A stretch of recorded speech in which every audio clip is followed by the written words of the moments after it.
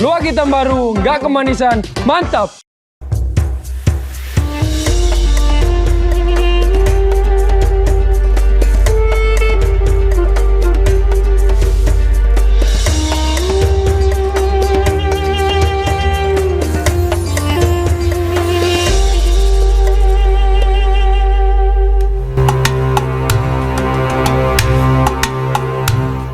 Semakin berkembangnya zaman, semakin banyak pula fenomena kejahatan manusia yang beragam bentuknya, seperti berita tentang kebohongan, pemfitnahan, hingga pembunuhan. Belakangan ini, banyak sekali kasus pembunuhan yang dilakukan oleh anak-anak. Seorang pria yang tanpa berpikir panjang meneriakkan bom dalam pesawat dan menebarkan teror. Lalu, ada juga kasus pembunuhan seorang wanita. Namun, pernahkah terlintas di pikiran kalian, mengapa manusia melakukan sebuah tindakan keji? Apa yang melatar belakangi mereka berbuat hal tersebut? Dalam Al-Quran Surat An-Nas, Allah Subhanahu wa Ta'ala bersabda, "Kejahatan, setan, pembisik yang bersembunyi dan membisikkan kejahatan ke dalam dada manusia. Sesungguhnya, setiap manusia memiliki musuh yang tak kasat mata, berupa bisikan serta pikiran jahat dari jin, manusia, atau bahkan diri sendiri." Iman adalah cahaya yang menerangi jalan keselamatan. Di saat dunia menggoda, ingatlah untuk kembali kepada Allah Subhanahu wa Ta'ala. Kepadanya lah tempat kita berlindung di hari ini, esok, dan di hari yang akan datang. Dengan iman yang terjaga, kelak di hari pembalasan, kita berdiri dalam naungan rahmat-Nya, bukan dalam hisab yang menyakitkan. Subhanallah walhamdulillah wa la ilaha illallah wallahu akbar wa la hawla wa la quwwata illa billahil aliyyil azim. Subhanallah walhamdulillah wa la ilaha illallah wallahu akbar wa la hawla wa la quwwata illa billahil aliyyil azim. Sallu ala Nabi Muhammad. A'udzubillahi minasyaitonirrajim. Bismillahirrahmanirrahim.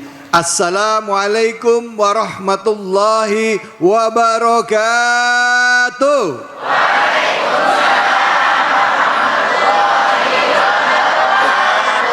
Alhamdulillahi rabbil alamin. Puja dan puji kita panjatkan atas kehadirat Allah Subhanahu wa Ta'ala. Tidak lupa kita berikan salawat dan salam kita kepada junjungan kita, manusia yang mulia, Nabi besar Muhammad sallallahu alaihi wasallam beserta keluarganya, sahabat dan umatnya yang setia hingga akhir zaman. Bu, ya. Pak, ya. Kalau diingat-ingat, Bu, ya. Diingat-ingat waktu kecil dulu, ya. Surah apa yang pertama kali diajarin orang tua ke kita? Al-Fatihah. Habis itu apa? Kulu. Apa?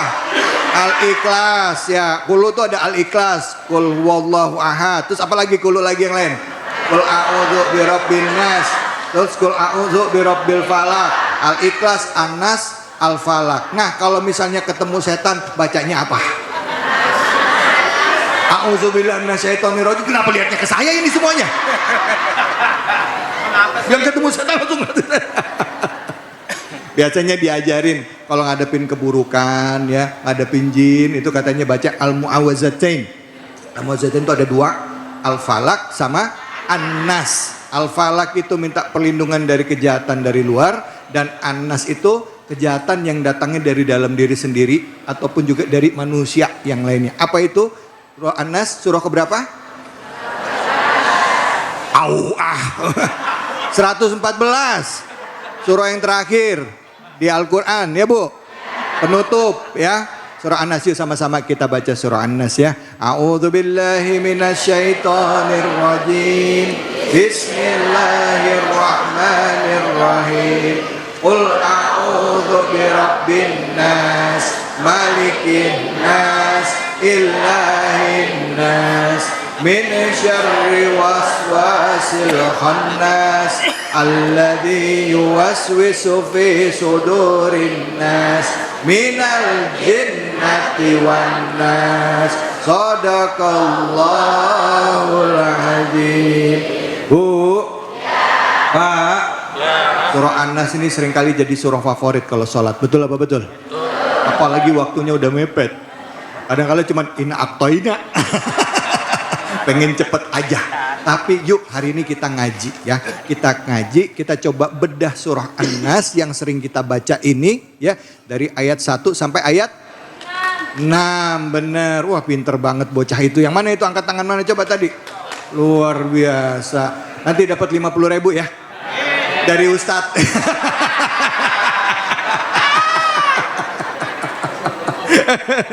Baik, tentunya sudah hadir bersama kita guru kita Al-Mukarram Al-Ustadz Tamami yang akan membahas kajian surah An-Nas. Seperti apa dan bagaimana memaknainya. Hanya di sini, di Cahaya Hati Indonesia. Ustadz, apa kabar Ustadz Tamami? Alhamdulillah, baik. Baik Ustadz ya. Baik. Hari ini ceria banget ini Ustadz ini. Harus, karena ngelihat jamaahnya ceria-ceria calon penghuni sorga. Luar biasa. Walaupun duitnya rada kurang. Iya. Tapi jujur Ibu, saya ngeliat hari ini cerahnya bukan cuma karena depan ibu-ibu bapak-bapak aja. Soalnya hari ini dampingin mbak bininya di depannya. Nyonya mana istri? Tuh. Lah. Assalamualaikum Ibu, makasih ya. Silakan Ustadz, kesempatan pertama surah An-Nas ayat pertama. Fadhol Ustadz. Bismillahirrahmanirrahim. Assalamualaikum warahmatullahi wabarakatuh. Waalaikumsalam warahmatullahi wabarakatuh. Bang Salam membawa plastik. Cakep. Kemudian mama yang jawab salam makin kesini makin cantik. Iya, amin. Bapak-bapak jangan jawab amin. Ya. Alhamdulillah wassalatu wassalamu ala rasulillah amma ba'du. Para pemirsa Cahaya Hati Indonesia, iNews TV yang dirahmati oleh Allah Subhanahu wa taala. Jamaah yang hadir di Masjid At-Taqwa Rorotan Jakarta Utara yang mudah-mudahan duduknya kita pada kesempatan siang hari ini mendapatkan barokah dari Allah Subhanahu wa taala. Khusus kita doakan pembawa acara kita, Masya Allah, Al-Mukarram Al-Ustadz David Kholik yang ganteng yang gak kalah sama saya. Iya. Cuman beliau duluan gantengnya, saya rada terlambat gantengnya.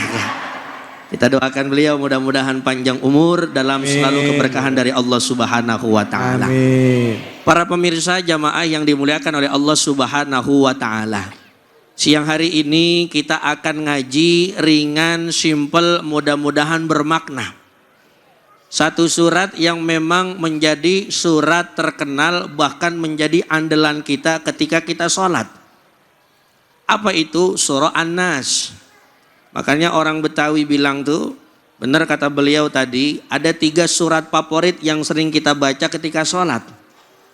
Qul huwallahu ahad, Qul a'udzu birabbil falaq, Qul a'udzu birabbi. Ini namanya surah Al-Ekspresiyah. Al-Ekspres. Surat ekspres cepet. Tapi ada satu kul yang kadang-kadang kita rada males membacanya karena emang takut. Takut apa Ustaz? Apa itu? Kul ya ayyuhal kafirun. Oh iya. Karena takut muter-muter. Wala anak, wala antum, wala antum, wala anak, wala anak, wala antum. Kata bininya, wala dolin kelamaan. Kita akan belajar satu surat An-Nas. Ini surat istimewa Ibu. Kenapa istimewa? Karena kita meminta pertolongan kepada Allah Subhanahu wa taala dari apapun gangguan yang ada dalam kehidupan kita. Kadang-kadang Bu, manusia itu Pak dihantui oleh pikirannya sendiri. Sering terjadi apa yang terjadi dalam kehidupan kita memang kadang-kadang munculnya dari siapa? Pikiran kita sendiri. Betul apa betul? Contoh simple. Ada orang pengen jalan-jalan ke Bandung. tukang mabok. Tahu tukang mabok? Bukan mabok minuman, bukan. Artinya baru masuk bis langsung muntah. Jalan-jalan ke Bandung, baru masuk bis emang pikirannya, ya kayaknya gua mabok ini ya. Ya kayaknya gua mabok. Supir baru masukin gigi 1 udah mabok. Udah muntah tuh. Karena apa? Karena pikirannya, betul apa betul? Tuh. Tapi ada juga yang pikirannya positif, pikirannya kuat padahal tukang muntah, kagak muntah pulang pergi. Kenapa? Karena dibawa oleh pikirannya masing-masing. Biasanya siapa yang ganggu pikiran kita sehingga kadang pikiran perbuatan kita bertindaknya negatif? Tentu yang pertama adalah syaitonir rajim, setan. Maaf, kadang-kadang setan yang kita artikan bukan setan yang kadang-kadang maaf kita anggap menyeramkan. Pocong, tilanak, tuyul, wa ashabu ajmain amma ba'dunya. Bukan itu, bukan. Tapi setan yang tak terlihat dalam kasat mata kita, yang ada di dalam hati kita. Yang kadang-kadang maaf justru menimbulkan hal-hal negatif dalam kehidupan kita. Iri, dengki, apalagi suudzon. Ya. Pokoknya nganggap orang itu kurang bener aja. Ada tetangga punya motor baru, kita iri. Tapi jangan khawatir Bu, kalau kita diiriin sama tetangga karena kita punya motor baru, dia iri, kita kanan aja udah. Ya. Beda jalur, enak kan begitu kira-kira. Ya. Lah ini karena siapa? Karena gangguan setan. Makanya dulu ingat gak Bapak Ibu sekalian, kita diajarin sama guru-guru kita, apapun bagaimanapun keadaan kita, Al-Quran terutama An-Nas jangan sampai kita tinggalkan dalam keseharian kita. Bahkan dulu kami diajarkan sama guru-guru kami, biasanya orang banyak gangguan itu bukan ketika hari-hari biasa. Kadang sholat juga setan godain kita. Baru mulai takbir, Allahu Akbar. Padahal sebelum sholat kagak kepikiran cicilan panci. Ngapa pas takbir jadi keingetan? Allahu Akbar. Nah iya tukang panci 5 menit lagi nyampe ini ya. Siapa yang ganggu kalau bukan setan?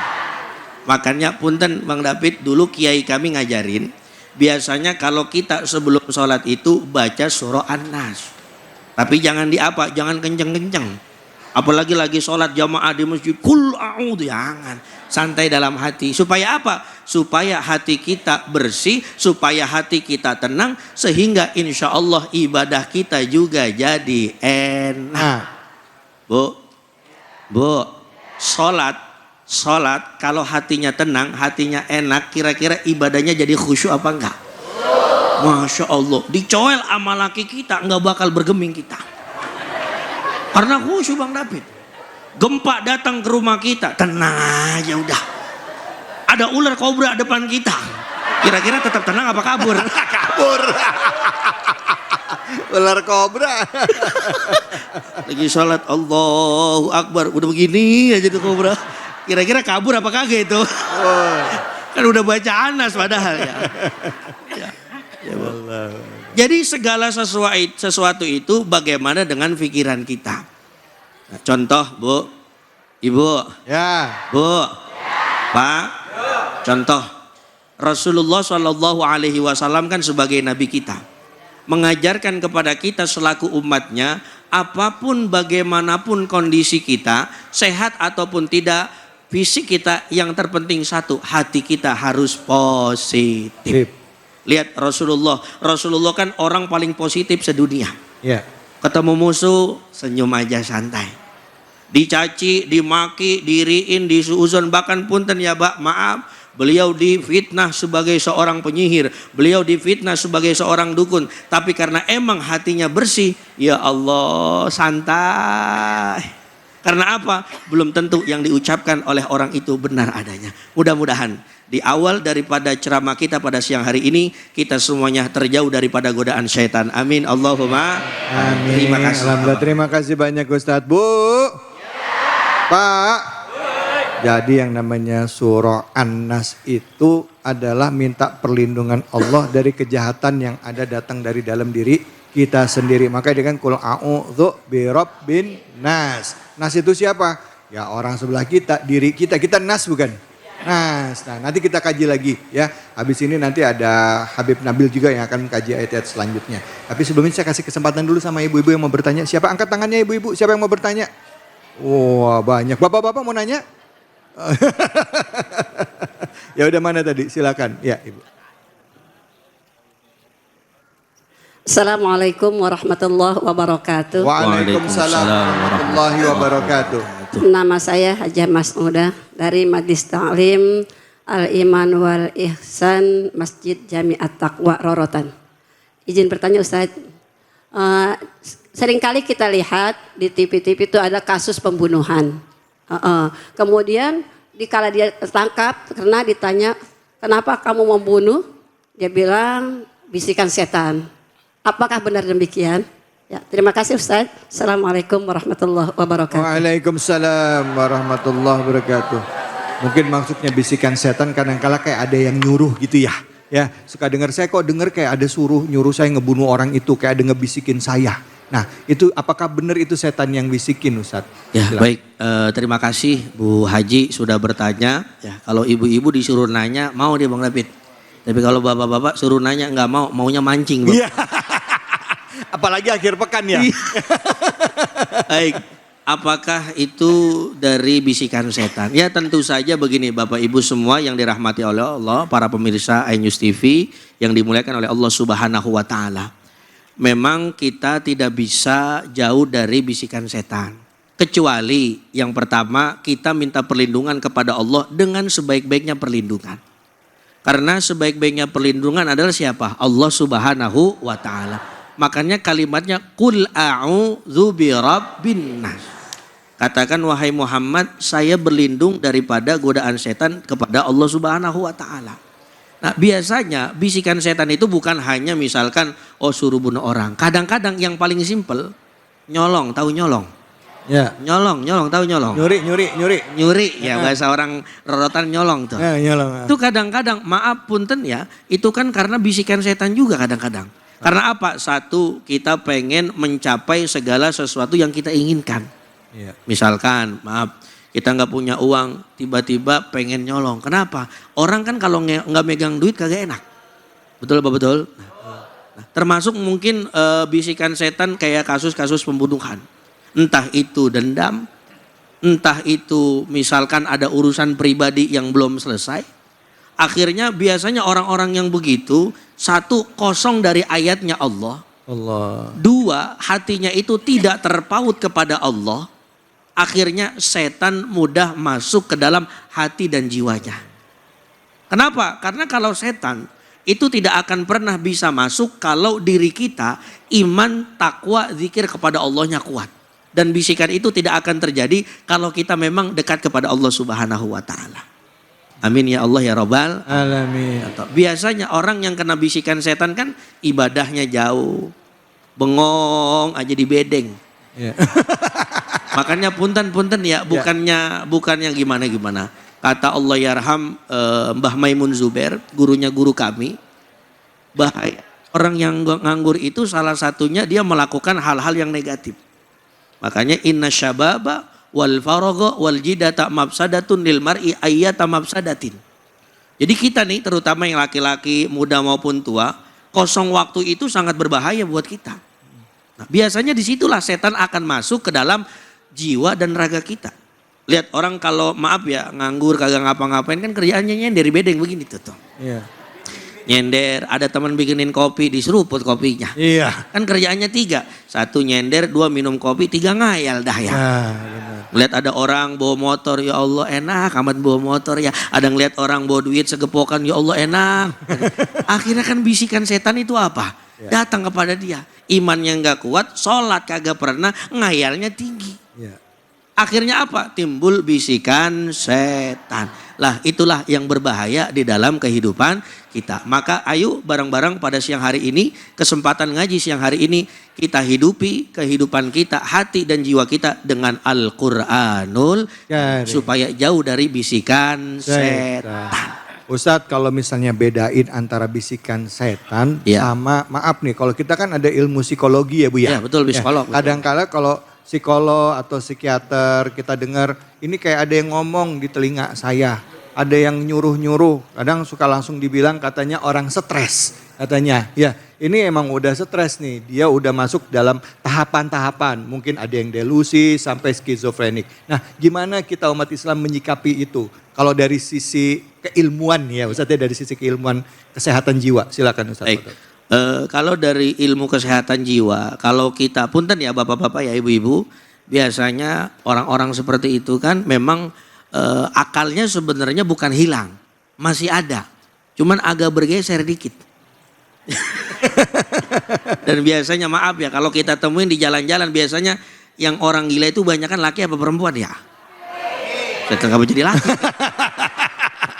Mama kompak banget laki katanya gitu. Yang bapak-bapak nggak ada yang nyaut. Tapi faktanya seperti itu. Iya benar. Maaf ya Pak, maaf ya. Kadang kalau kita temuin kan orang gila kebanyakan laki-laki. Ya karena kan laki-laki punten maaf ya kan beban pikirannya berat. Mikirannya bukan cuma istrinya tapi apa? Anaknya. Iya. Mikirin pendidikannya. Akhirnya kadang-kadang begini. Karena memang mungkin imannya kurang kuat. Islamnya kurang bagus, takwanya kurang kental, akhirnya apa? Mudah digoda sama siapa? Sama setan. Iya.